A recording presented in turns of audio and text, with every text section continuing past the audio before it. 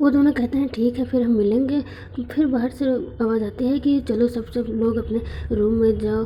तो हमारा mail late अपने रूम में आ जाता है। वो पागल लेडी गाना गा रही होती है। ये तो सोच रहा होता है कि मैं अपनी नींद को कैसे कंट्रोल करूँ, और बुक अपने सर पर ही मान लेता है। और वो पागल लेडी तो चिल्लाने लगती है कि पागल हो गया। सारे डॉक्टर उसे आके पकड़ लेते हैं और उसे नींद की दवाई दे देते हैं। वो तो डर जाता है कि मुझे सोना नहीं है। और तभी उसे वही घोस्ट दिखाई पड़ती है। वो तो बहुत ही ज़्यादा डर के उठता है। फिर वो सुनता है कि बाहर से सारे कह रहे हैं कि कहाँ से आवाज़ आई। तो सारे डॉक्टर बात करते हैं यहाँ से आई है। वो सोचता क्या ये ड्रीम था। फिर से सारे डॉक्टर बेचारे को पकड़ लेते हैं, पता नहीं क्या करने लगते हैं उसके साथ। नेक्स्ट डे वो पूरा सो के उठता है, लेकिन उसे कुछ नहीं हुआ होता। वो तो आराम से उठता है। डॉक्टर तो उसे उसकी रिपोर्ट दिखाने लगते हैं। उसके बाद तो वो अपना हैंड वॉश करने जाता है, और तभी वहाँ पर वो घोस्ट आ जाते हैं और कहते क्या तुम मुझे ढूंढ रहे हो हैंडसम। वो कहते तुम हो कौन। वो घोस्ट कह रही है जो तुम समझ रहे हो वो।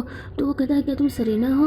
वो तो और ज़्यादा गुस्सा हो जाती है और नाइफ आगे करके कहती है तुम्हारी हिम्मत कैसे हुई वो नाम लेने की। और वो नाइफ उसके चेस्ट में मार के चली जाती है। तभी वहाँ पर डॉक्टर आते हैं, क्या हुआ बोलते हैं। तो वो बोलता है घोस्ट ने मुझ पर अटैक किया। और वो खुद से कहता है कि मेरा थर्ड नींद पूरी हो गई है, अब मुझे बच के रहना होगा। इधर ये टकलू डॉक्टर जो कि इस सालम का मालिक था, वो हमारे मिलनेट से कहता है, उसे इस सारे घोस्ट के बारे में पता होता है। और वो कहता है किसी को मत बताना। ये रात को दोनों मिलने के लिए निकलते हैं। उसकी एजेंट तो बीच में खड़ी थी, तो वो उसे पकड़ के साइड में कर रहता है।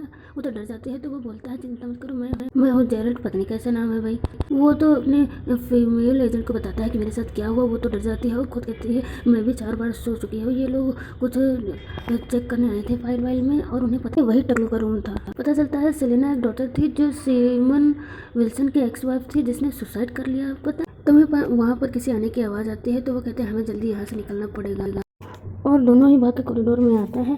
फीमेल नाम का नाम ट्रिस था। वो उसे कहता है सॉरी, और उसके साथ बचने के लिए ये सब करने लगता है। बाद में दिखा देता है वो तो उसे गुस्सा करके भाग गई थी।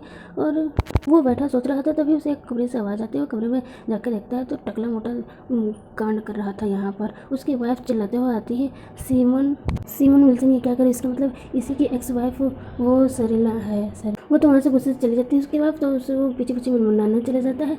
इधर ये फिर से ड्रीम में आ गया था, जहाँ वो घोस्ट फिर से आ जाती है और उसे पीछे से इस बार तो चाकू फिर से मार के चली जाती है। उसके बाद दिखाया जाता है यहाँ पर उसकी जो एजेंट टीम की वो वही पहले वाली जो डॉक्टर थी, वो यहाँ पे आ जाती है उसे देखते हुए। वो तो टकलू डॉक्टर कहता है कि लाओ मैं देखता हूँ। वो तो उसे कहते हैं साले हफ्सी यहाँ से तू जा, पता नहीं तुझे किसे इस साइलम का मैनेजर बना दिया। उस रूम से ट्रेस को बाहर निकाल दिया जाता है। वो तो गुस्सा नहीं को मारने के लिए दौड़ने लगती है। डॉक्टर उसे पूछती है तो बता मुझे क्या हुआ था। तो वो बताता है कि जो एरिना घोस्ट है वो इसी की एक्स वाइफ है इस टकलू की। उसने खुद को मार लिया क्योंकि उसे पता चला कि उसकी वाइफ उसके हस्बैंड ने एक पेशेंट का रेप किया था। और तभी उधर से आवाज़ आती है कि ट्रिस फिर से नींद में चली गई है। तो उसे बचाने के लिए डर जाता है कि मुझे फिर से सपने में जाना पड़ेगा, नहीं तो उसका जान अब खतरे में हो जाएगा।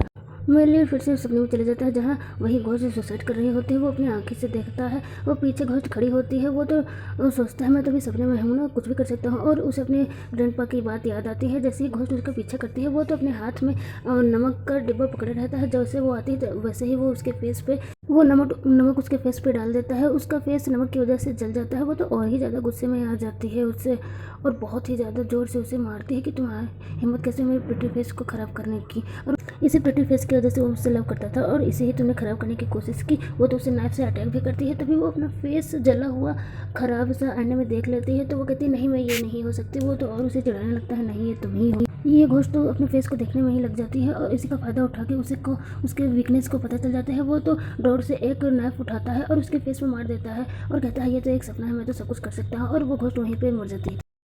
तब उसकी नींद खुल जाती है और उसकी टीम बैठी होती है, उसे सबसे देने लगती है। तो वो बताता है आपको कैसे पता चला कि मैं जीत गया। तो वो बताती है कि अब तो मोटा, तो तुम्हारे शरीर पर कोई ब्लड नहीं था, इसी वजह से। और वो ट्रिस तो उसे थैंक्स बोलती है। तो वो कहता है क्या तुम भूल गए कॉरिडोर में क्या हुआ था। वो तो कहता है पर वो उसके क्राइम उस टकलू का पता चल गया था, तो उसे जेल भेज दिया गया था। इधर वही डॉक्टर उसे शाबाशी दे रही होती है, लेकिन इस बार उसे उसी रोज क्लाउड फैक्ट्री जाने के लिए बोलते हैं। तभी उसे याद आता है कि उसके साथ वहाँ पे क्या क्या नहीं हुआ था, और वो मिस्टीरियस लेडी भी उसे वहाँ पर जाने के लिए मना कर रही थी। वो तो पागल ही हो जाता है। तभी उसे वो डॉक्टर हिप्नोटाइज करके सपने में भेज देती है, जहाँ वो देखता है कि 3 चीज़ें उसे मना की जा रही थी कि नाइट शिफ्ट करते हुए। तो फर्स्ट रूल ये है कि मेन गेट से उस फैक्ट्री में 11 PM होने के बाद तुम नहीं जा सकते, और वहाँ पे राउंड लगाते समय वर्कशॉप और ऑफिस बिल्डिंग भी नहीं जा सकते, और हाँ क्रिकेट भी नहीं देख सकते। भला ये तीनों चीज़ें मना क्यों हैं उस रोसो को क्लाउड फैक्ट्री में करने से, और ये क्रिकेट देखने से क्या हो जाएगा, ये सब अगले पार्ट में पता चलेगा। उसके लिए वीडियो को like share subscribe and bell icon को क्लिक करना मत भूलिएगा।